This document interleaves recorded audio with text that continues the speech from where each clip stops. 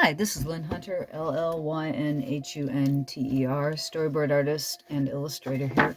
Today, I want to kind of talk about, beyond talking about what I'm doing here, I wanted to do a quick piece for a friend who actually has had a lot of influence in my life, and yet we've never met. And her name's Anne Newkirk Niven, and she has been the publisher of Pangea, and it's basically Blessed Be Publications is her publishing house. And she has had me do illustrations for some of her writers for her stories over the years. And I have been an on and off subscriber to her magazines, just because it's like I find that over the years I have had my bouts of having money and not having money. And I'd rather, a lot of times I would go to the stores and purchase her magazines, and then I'd go through periods where I could afford them, and I was going to, I thought she has been an inspiration, and her writers have been an inspiration to me for so many years, and I thought, the heck with this, I need to subscribe fully to her and support her publications. And I sent out a 6-year subscription to Blessed Be Publications for Witches and Pagans magazine, just because there's so many good stories in there, the writings of how different people are spiritual in different ways. And she's been open and promoting the idea of spirituality along the lines of the female, along the lines of the earth, Mother Earth, ideas of spirituality within other sources beyond the standard Judeo-Christian tradition that many of us have grown up with. And she's really quite an amazing person.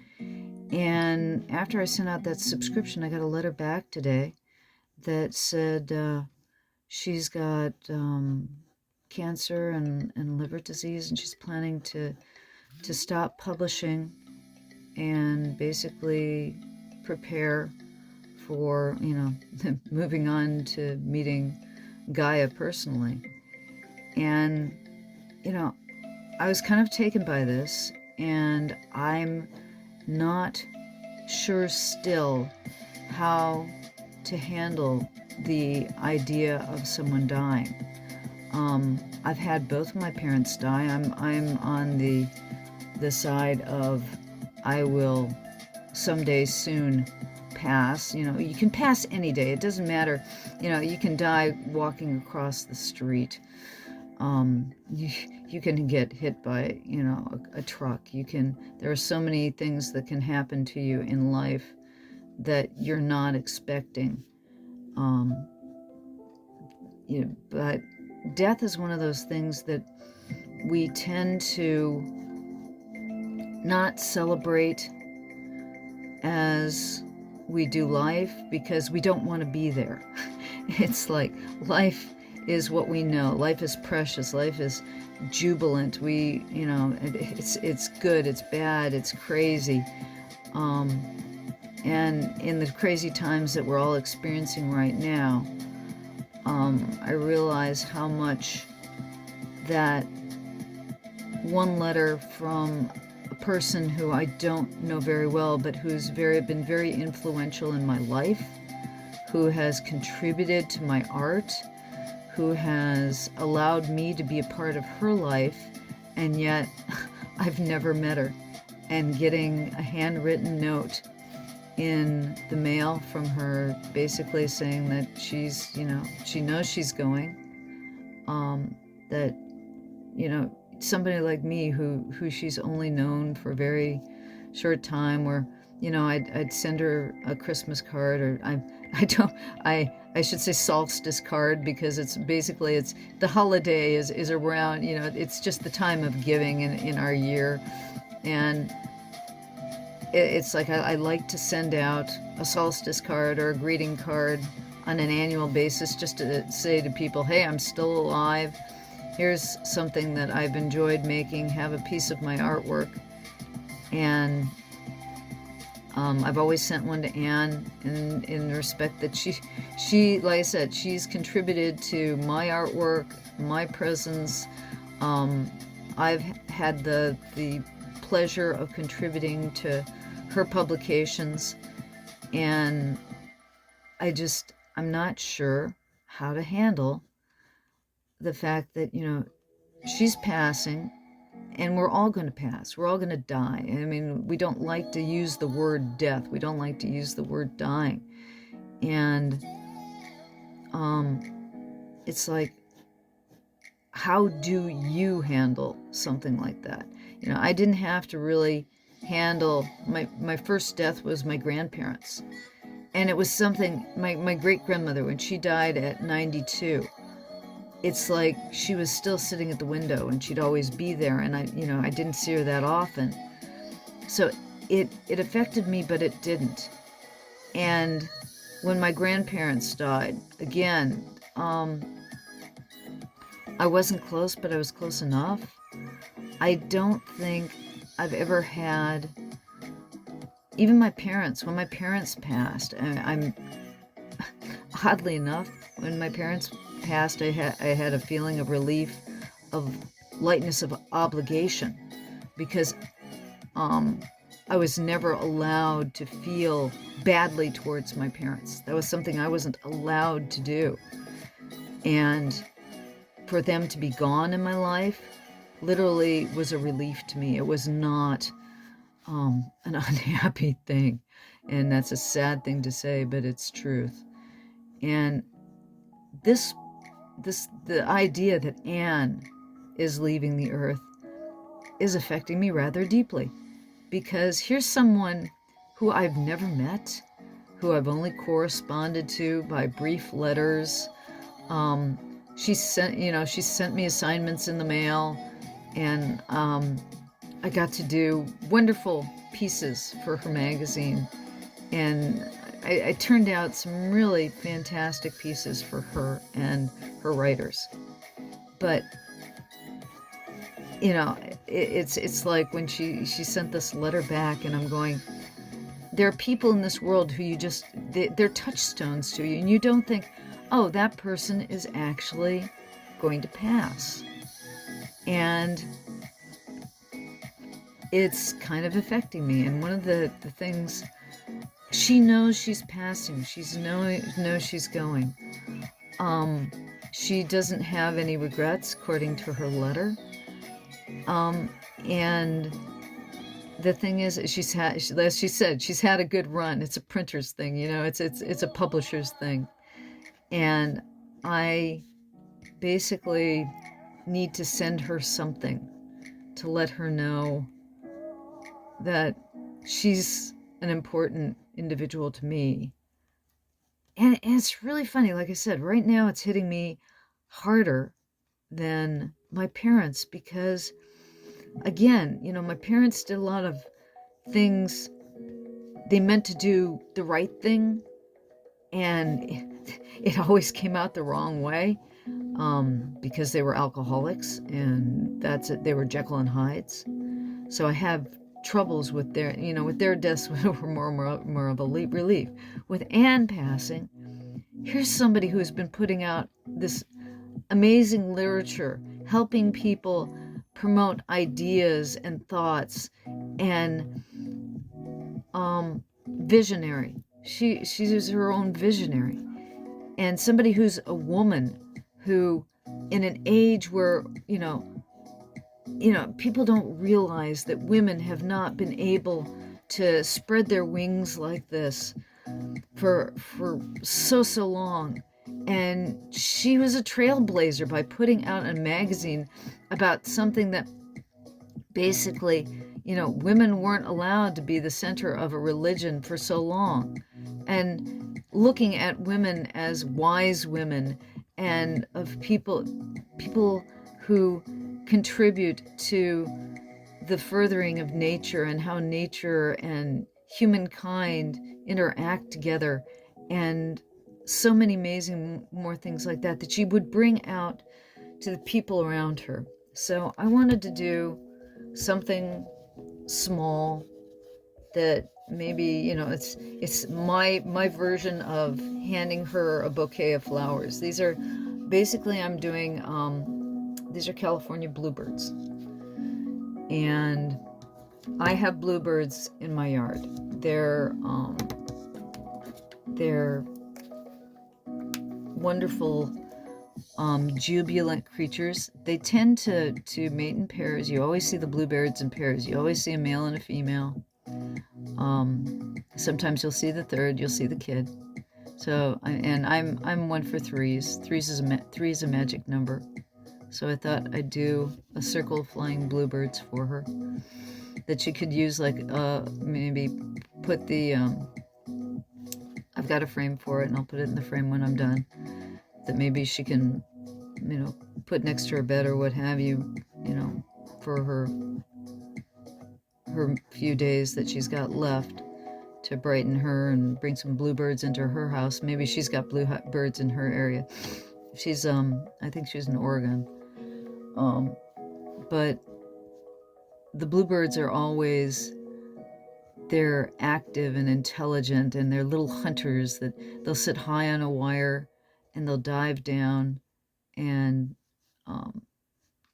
go after the insects that are in the fields below. And they're marvelous to watch and play, and they're beautiful in this time of year when spring. The boys are super blue. They're all decked out in their mating attire, and the girls aren't, you know, the girls, for being the lighter, more buff color, are almost as handsome as the boys. But I wanted to do like a quick piece here to send along to Anne, just as kind of a thank you for an amazing life. But what is it like? You know, it's like, I don't know about you guys, but I think I would rather go quickly and not know when I'm going to die, rather than,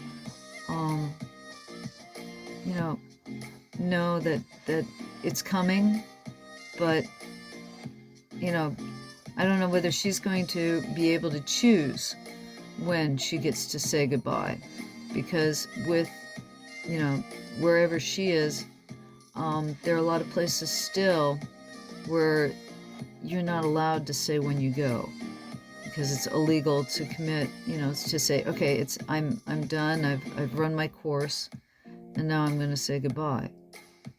And I'm not sure what Anne's choosing for her situation. And I'm sure if she chooses to do that, she'll find a way to do that. I know I would.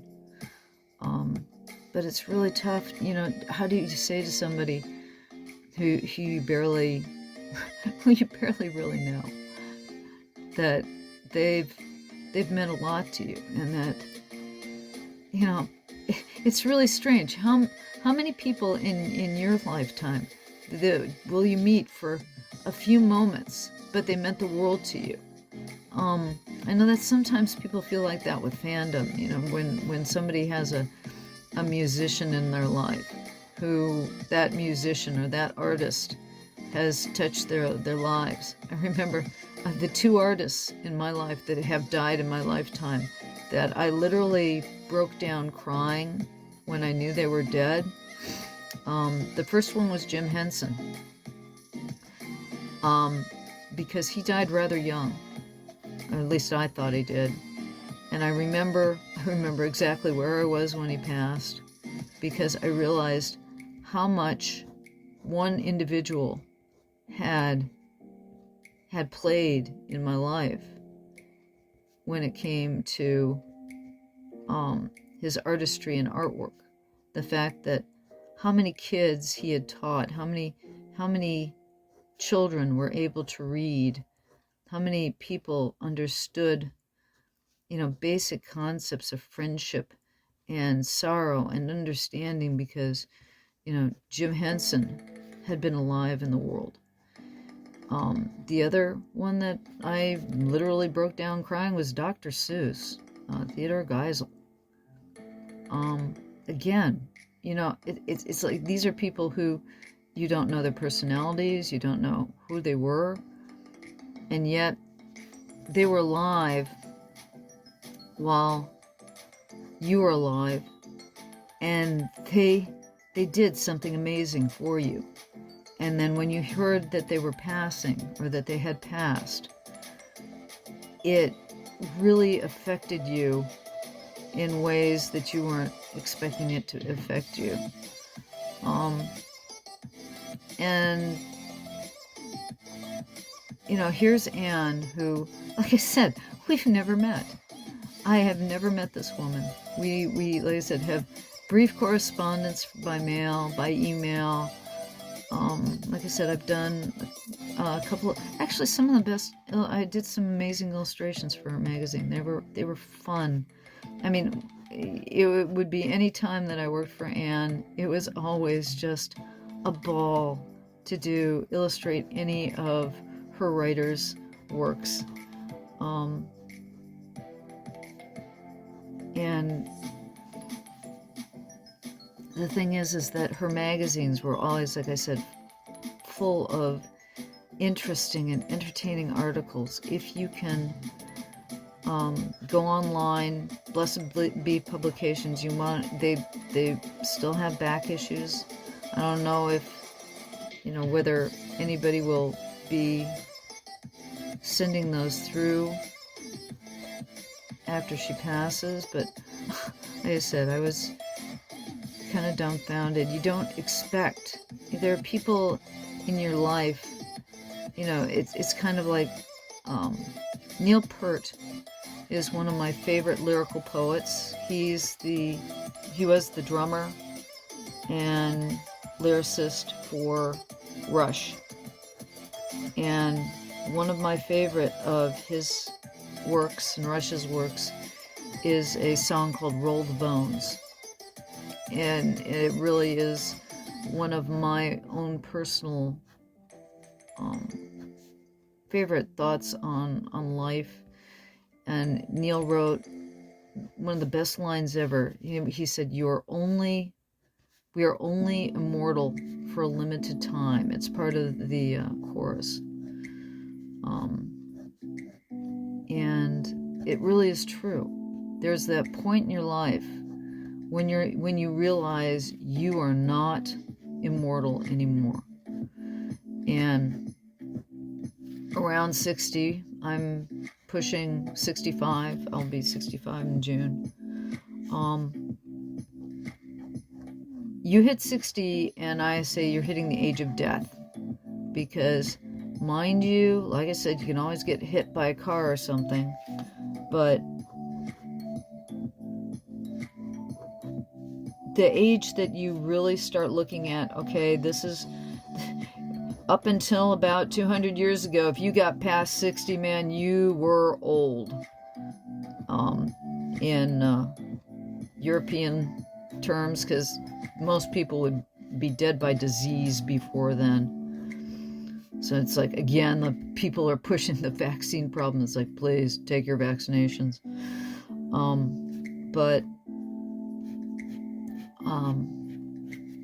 Anyways, it's like mortality becomes a bigger realism by the time when you hit 60, you start losing friends.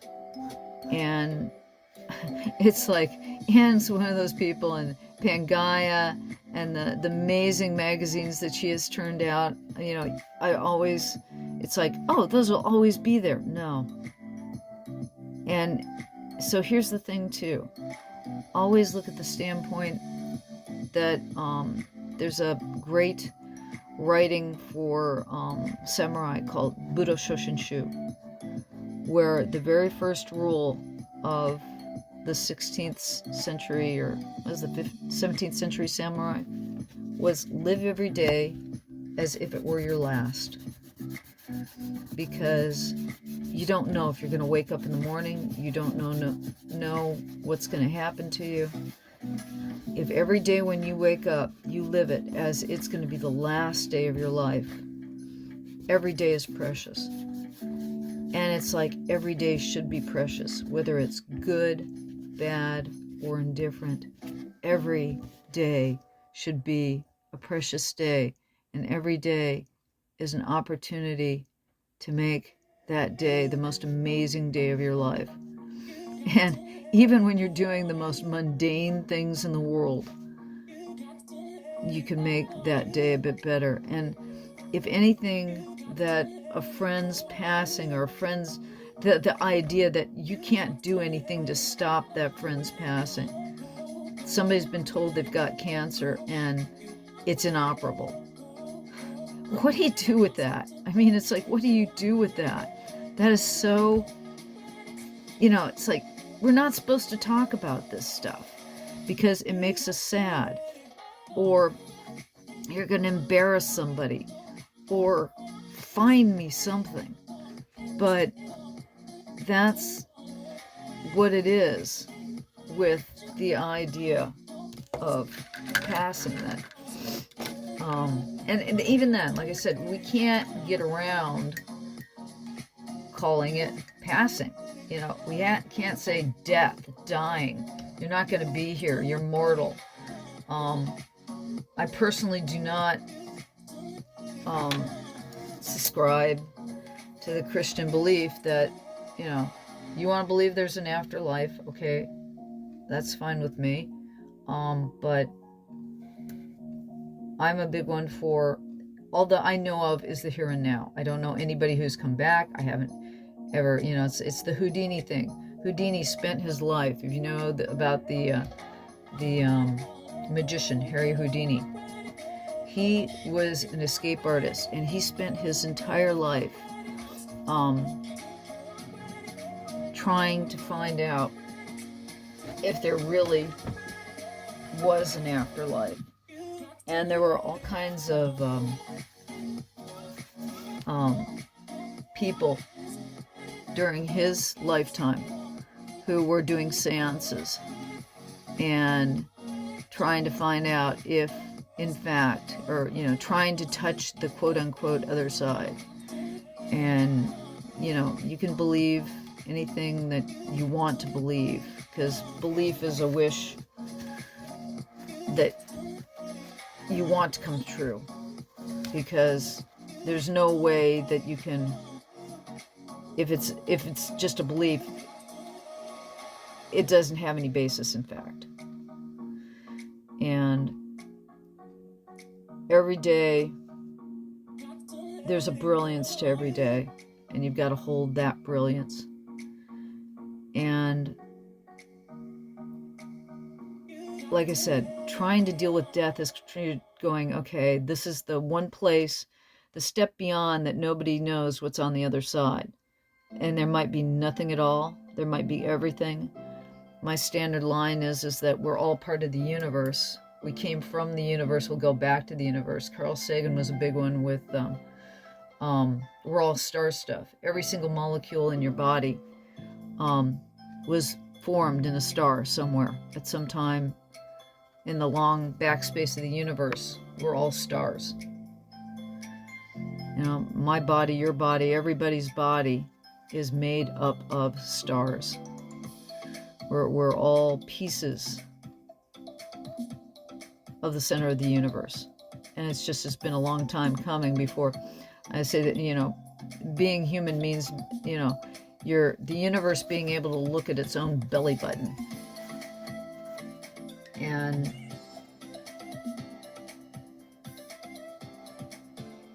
right now, we get to cherish that point in time where we get to experience each other. And we can celebrate that. And we need to celebrate that as much as possible. And sometimes we don't take enough time to say, you meant a lot to me. you did something for me. Everything that I see with you and from you is an amazing thing. And trying to give back, trying to be a part of the everyday mundacity that's life, while cherishing those around us can sometimes be hard, especially like you're trying to put the roof over your head and the food in your stomach and deal with personalities that are not precious and are not kind to you, or dealing with the mundacity of, oh, I got to change the oil in the car, or I've got to go buy groceries today. And I always think about the fact that, it wasn't long ago where there's still people who don't have refrigerators and dirt floors. And I'm lucky enough, and most likely if you're watching this, you've got a computer, so you're lucky enough to have things that, a lot of people on this planet don't have. And, when somebody is coming into passing, it really wakes up the thought of what you have, what you don't have, what you might miss, what you have missed, how we don't talk to each other enough. I don't know. I'm kind of just letting it go today while I'm painting this. Like I said, I wanted to paint her something that was along the lines of celebration of life, celebration of things that she has brought to me and meant to me, that it's tough to deal with hearing that somebody that has meant a lot to you isn't going to be around much longer, even if they've had a good run of it, even when,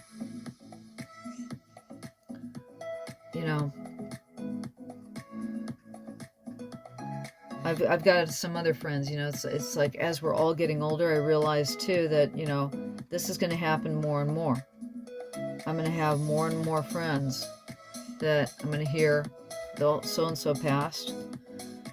I've been in animation for quite a while, and in animation we let, every year there's a memorial to the people who have passed in animation every year. And they'll put in so-and-so's died and so-and-so's died, and you're going, shoot, I knew that individual. How could they be dead? I mean, it's like it was just yesterday I was talking to them. And I don't think we prepare each other enough for this. We always feel that we're going to be young. We always feel that, I don't know about you, if you're young and you're listening to this, it's like, as an older individual, you never see yourself as the older individual. You always see yourself as that 20-something or that 30-something. And you don't see the time passing. You feel it, and I would highly recommend, one of the things I started doing in my 30s. I didn't really start journaling until my 30s, but I would highly recommend keeping a journal. Keep that sketchbook that has the dated images in it, so that you know what you were doing and when you were doing it. And I was just going through my head today, which TV shows was I working on, what animated show was I working on, and what year, and when was it then that with me, my dogs are real important in my life, and when did this dog pass, and when did I get that dog? And it's like, if you are younger, it's like you don't expect that, the time that passes, you feel it and you don't feel it. You see it and you don't see it. But as I finish this up for Anne, I'm going to try to get it out in the mail today so that I make sure that it gets to her before she does pass.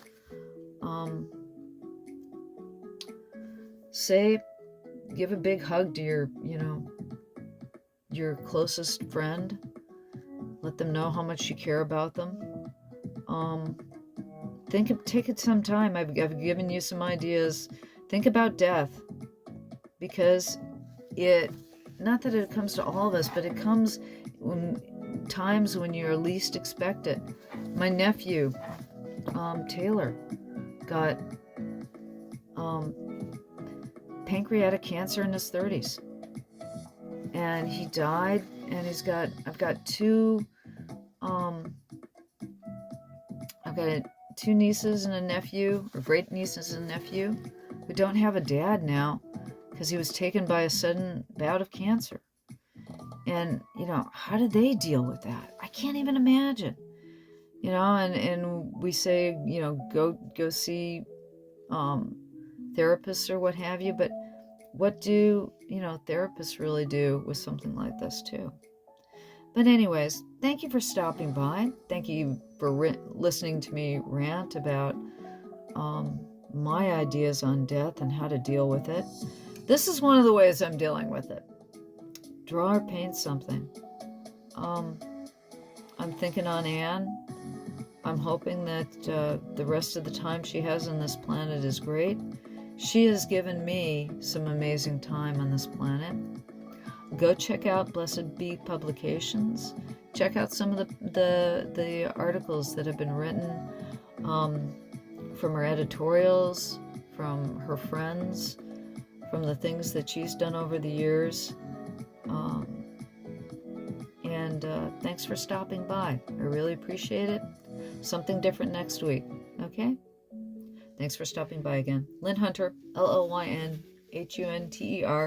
Join me on my Patreon. Please subscribe and like this video. Again, I appreciate your time. Bye-bye.